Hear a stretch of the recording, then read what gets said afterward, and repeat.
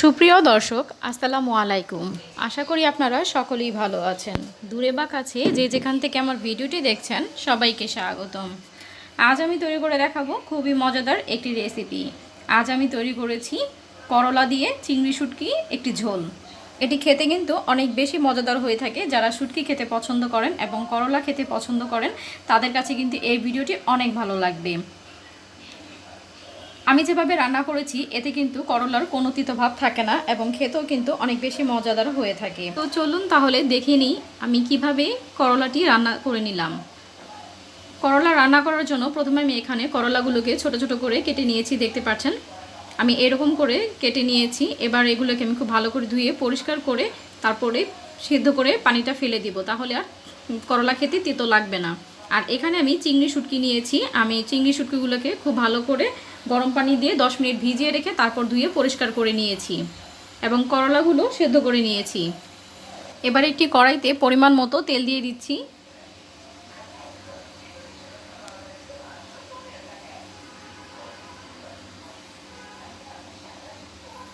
তেলটা গরম হয়ে আসলে এর মধ্যে দিয়ে দিব পেঁয়াজ কুচি আর দিয়ে দিচ্ছি রসুন কুচি।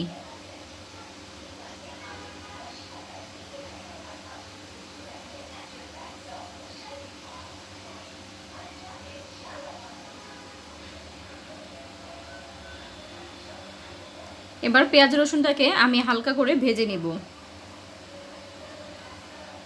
পেঁয়াজটা নরম হওয়া পর্যন্ত আমি পেঁয়াজটাকে ভেজে নিচ্ছি।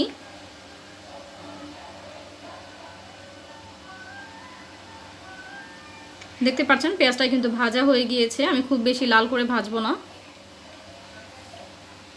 এই পর্যায়ে আমি দিয়ে দিব হাফ টেবিল চামচ হলুদ গুঁড়ো,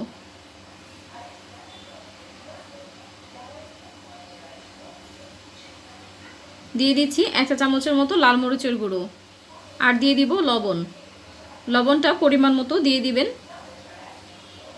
এবার মশলাগুলো একসাথে খুব ভালো করে কষিয়ে নেব। আমি কিন্তু এখানে কোনো পানি দেইনি, এমনিতেই মশলাগুলো খুব ভালো করে কষিয়ে নিচ্ছি।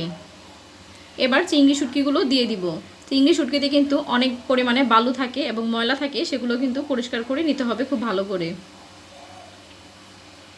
এবার চিংড়ি শুটকিগুলো দিয়ে আমি খুব ভালো করে কষিয়ে নিচ্ছি।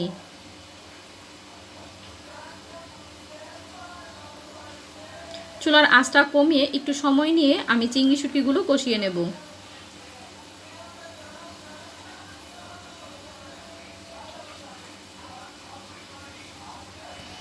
কষিয়ে নিতে নিতে যখন দেখা যাবে এইরকম একটু নিচে লেগে যাচ্ছে, সেই পর্যায়ে দিয়ে দিব সামান্য পরিমাণে পানি, দিয়ে আবারও কিছুক্ষণ সময় নিয়ে আমি চিংড়ি শুটকিগুলোকে খুব ভালো করে কষিয়ে নেব।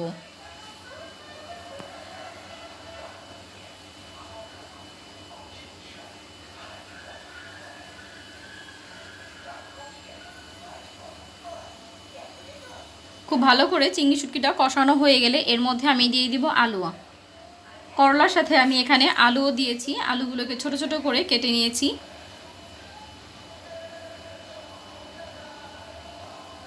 আলুগুলো মিশিয়ে নিচ্ছি।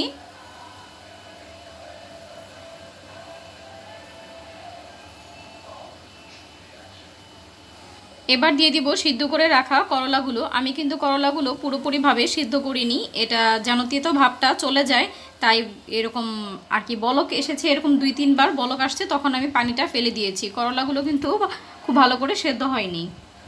তো সবগুলো একসাথে ভালো করে মিশিয়ে কষিয়ে নিচ্ছি আমি। করলা রান্না করার ক্ষেত্রে আমি ঢাকনা দিয়ে ঢেকে দিব না, ঢাকনা দিয়ে ঢেকে দিলে অনেক সময় তেতো হয়ে যায়। তো কিছুক্ষণ পর পর আমি নেড়ে চেড়ে দিচ্ছি। চুলার আঁচটা এই পর্যায়ে মিডিয়াম আঁচে আছে।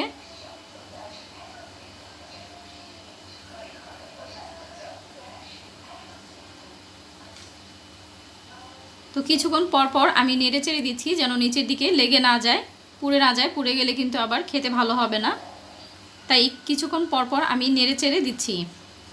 অনেকটা সময় নিয়ে কিন্তু আমি কষিয়ে নিয়েছি। এখন এই পর্যায়ে আমি দিয়ে দিচ্ছি পানি, পরিমাণ মতো পানি দিয়ে দিচ্ছি। পরিমাণ মতো পানি দেওয়া হয়ে গেলে আমি এভাবেই রেখে দিব, ঢাকনা দিয়ে ঢেকে দিব না, বলক আসা পর্যন্ত অপেক্ষা করব।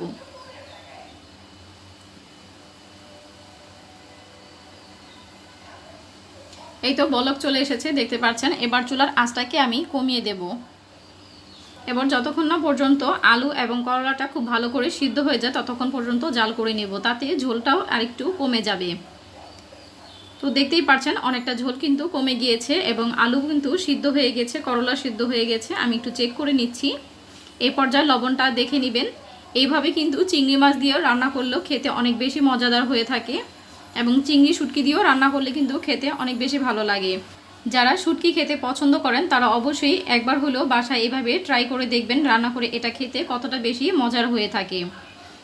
তো দেখতে পারলেন কত সহজভাবে আমি কত মজাদারভাবে করলা দিয়ে চিংড়ি শুটকি রান্না করে দেখিয়েছি। এটা খেতে কিন্তু অনেক বেশি মজাদার হয়ে থাকে এবং এই করলা খেতে কিন্তু কোনো পরিমাণে তেতো লাগে না। আলু খেতে যেমন হয় করলাটাও খেতে কিন্তু সে একই রকম হয়। করলাটা এমনি খালি খালি খাওয়া যায়, কোনো রকম তেতো থাকে না।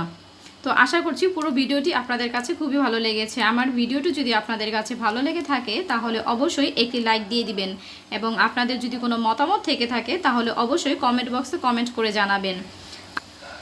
আর যারা আমার চ্যানেলে নতুন ভিডিও দেখছেন, ভিডিওটি যদি ভালো লেগে থাকে অবশ্যই চ্যানেলটিকে সাবস্ক্রাইব করে বেল আইকনে ক্লিক করে অল বাটনে ক্লিক করে রাখবেন, তাতে আমি ভিডিও আপলোড করার সাথে সাথে সবার আগে নোটিফিকেশন পেয়ে যাবেন। আশা করছি পুরো ভিডিওটি আপনাদের কাছে ভালো লাগবে। আবারও হাজির হব নতুন কোনো ভিডিও নিয়ে। আজ এই পর্যন্তই। আল্লাহ হাফেজ।